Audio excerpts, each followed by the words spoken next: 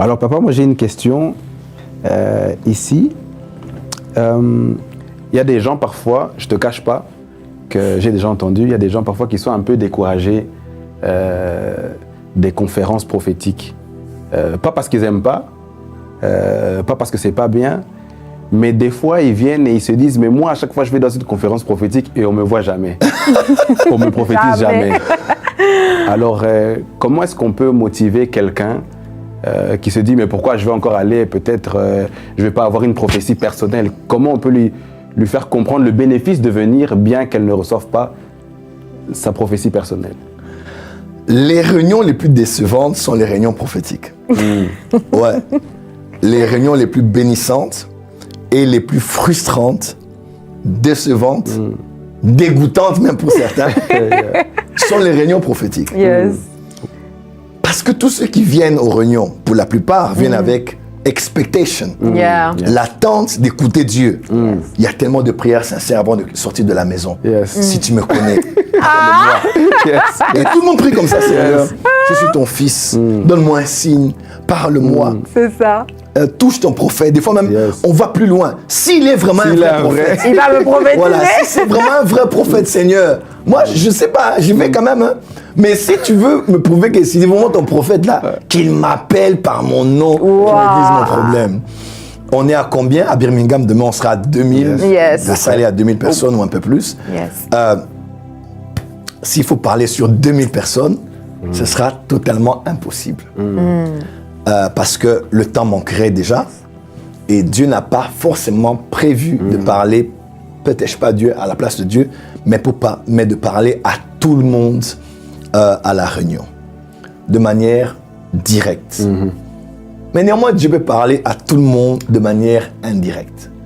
Déjà, tous ceux qui viennent à une réunion prophétique, vous devez savoir, surtout quand vous venez auprès d'un prophète qui prêche et enseigne, que l'enseignement donné, la parole donnée concerne tout le monde. Amen. C'est-à-dire, le prophète prêche prophétiquement, il enseigne prophétiquement, vous avez déjà votre part à l'intérieur. Ne vous dites pas, bon, on attend qu'il commence les vraies choses. Les vraies choses là, c'est la parole. Amen. C'est la parole. Yes. C'est la parole.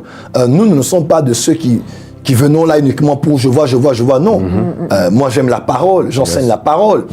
La parole peut bien plus même qu'une simple prophétie. L'enseignement peut bien plus qu'une simple prophétie. Amen. Mais chaque chose a sa place. Nous allons prêcher, nous allons enseigner et nous allons aussi prophétiser. Alors, je viens à la réunion et on n'a pas parlé sur moi. Comme cela a été pour les dernières fois. Quelle est mon attitude? Dois-je venir encore demain ou pas? Je l'ai toujours dit à toutes nos réunions, ce principe, et écrivez-le très bien. Une prophétie pour un est une prophétie pour tous. Wow. Amen. Tapez cela avec moi. Prophétie pour un est une prophétie pour tous. Wow. Voilà. Amen. Une prophétie pour une est une prophétie pour tous. Une prophétie pour un est une prophétie pour tous. C'est-à-dire, Dieu opère souvent en méthode d'échantillon. Ouais. Nous, on est au Congo, hein. Toi et moi, nous sommes Congolais.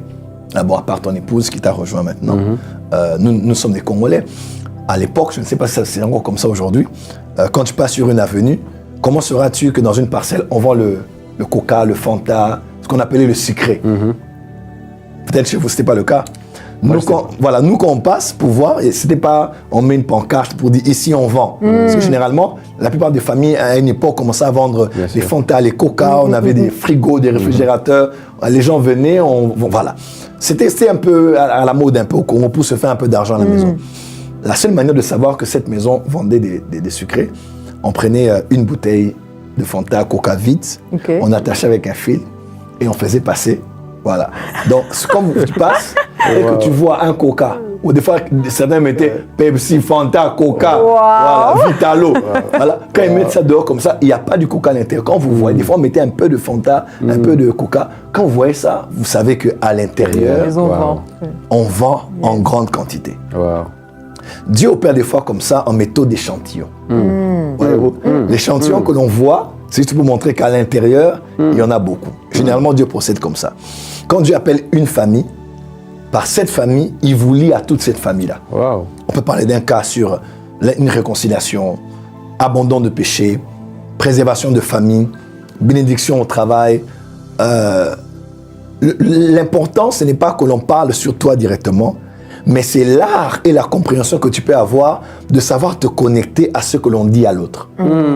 Oui. Wow. J'ai souvent vu certaines personnes dire, surtout des pasteurs, dire pourquoi devrons-nous venir dans un culte où on fera 30 minutes pour parler à une seule personne. C'est tellement... C'est un bon français qu'ils utilisent des fois. C'est tellement intelligent ce qu'ils disent, mais c'est pas forcément spirituel. Yes. Ok. Parce que j'ai appris dans le prophétique que Dieu est sagesse et que sa parole est la sagesse même. Amen. Qu'elle soit écrite, qu'elle soit révélée comme une prophétie, la parole de Dieu porte toujours beaucoup de leçons de sagesse.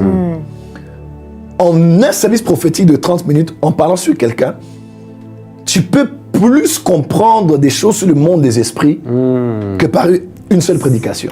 Yes, Des fois qu'on parle à quelqu'un, voilà, ton problème est venu d'ici, ta famille est passée par là, à cause de telle chose qui est arrivée. Et ceux qui sont dans l'auditoire peuvent écouter et se dire, ah bon? Donc les sorciers opèrent comme ça. Yes. Satan opère comme ça. Voici les conséquences d'un péché non Amen, confessé. amen. Voici les conséquences d'un manque de pardon. Ah, Dieu connaît donc le nom des gens. Ah, la Bible déclare, Dieu te connaît par ton nom. Donc Dieu peut aussi, par un service prophétique, on peut apprendre beaucoup de choses. Il suffit d'être enseigné sur le prophétique. Donc, à part le fait que la prophétie de l'un, tu peux aussi te connecter à ça par un amen, par une offrande, par le fait de se réjouir de ce qui arrivait à ton frère, ta soeur.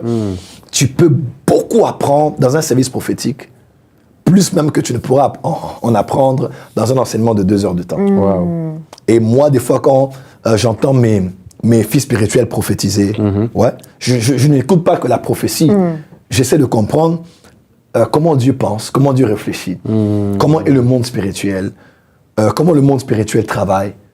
Quand tu entends une prophétie qui dit que cette femme ne peut pas voyager hors de l'Afrique et hors du Bénin, par exemple, parce que lors de la traite négrière, lorsque les colons ont envahi le village, le chef coutumier qui était un sorcier ou un mage, un médium, quelqu'un de connecté avec les esprits, avait tracé une limite autour du village en déclarant tout simplement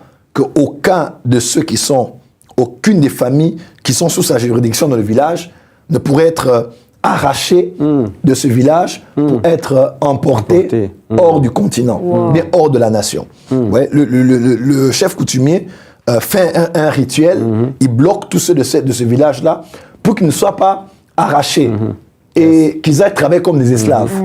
Le chef coutumier a fait cela et cela a vraiment réussi.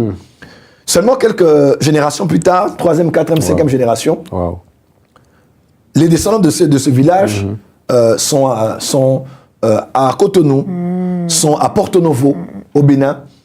Ils font des démarches pour aller en France, ils n'arrivent pas à sortir du continent. Ils font des démarches pour la Belgique, ils n'arrivent pas à aller en Belgique. Et on dit, mais c'est quoi? Tout le monde voyage facilement. Pourquoi nous, on n'arrive pas à voyager dans notre famille? Et on dit, mais ça, c'est un combat au comment? Jusqu'à ce qu'un prophète vienne et dise, votre problème ne vient pas de vous. Vous ne pourrez jamais avoir de visa pour aller en Europe. Voyez-vous? Parce que 5 générations avant vous, un chef coutumier, voulant bien faire pour vous protéger dans votre lignée, vous a empêché de quitter le continent africain pour aller en Europe. C'est terrible. Voyez-vous? Donc, quand toi tu entends des choses comme ça, tu es non seulement stupéfait de voir que Dieu peut aller aussi loin dans les révélations, mais tu comprends au fait qu'il faut faire attention à tout rituel spirituel qui se fait. Parce que eux sont dans le monde moderne. Internet, WhatsApp, mondialisation, globalisation, Netflix et consorts. Mais on ne sait pas que à l'époque de la traite négrière, un chef coutumier avait bloqué ceux de notre lignée pour ne pas aller en Europe. Lui, il le faisait pour les protéger, mais aujourd'hui, ça devient un empêchement, un blocage pour avoir le visa. Vous voyez? Donc voilà pourquoi, quand un prophète prophétise, écoutez plus que la prophétie, écoutez ce que Dieu dit, comment Dieu pense, le monde spirituel, comment il fonctionne, les esprits, comment est-ce qu'ils opèrent. Je prophétisais pour une famille comme ça en Côte d'Ivoire, et Dieu me donnait le numéro de la personne et même la photo de profil. Et Dieu disait que la femme qui était sur le profil du téléphone que j'avais eu à citer, était une femme qui était morte. Et l'esprit de mort de la famille profite de cette photo de profil-là pour continuer à opérer dans la famille. Oui. Oh.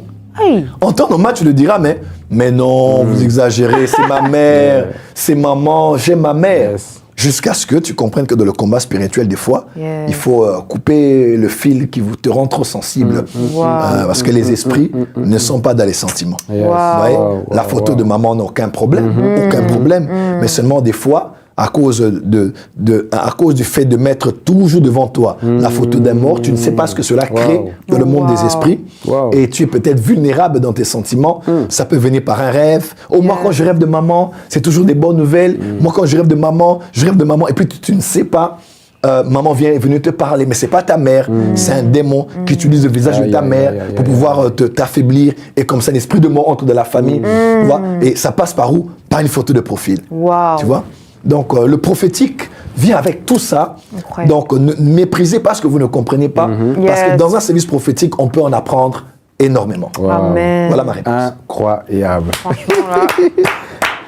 Moi, je